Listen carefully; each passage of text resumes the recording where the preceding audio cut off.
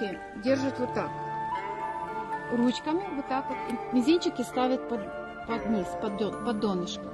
Мальчики держат этой рукой точно так же, но эту руку выворачивают вот так. И мальчики, если мы пьем вот так вот ровненько, то мальчики слегка вот так вот переворачивают ручками. Дальше мы поднимаем, сейчас я налью.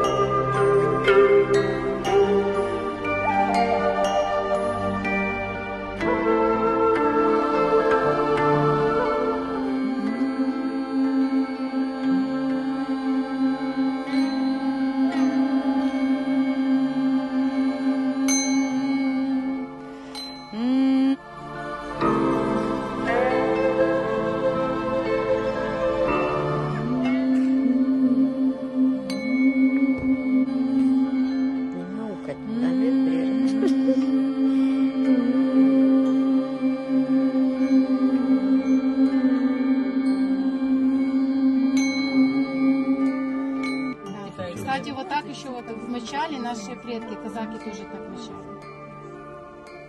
При самостройке. Это энергия, да, идет, когда мочишь?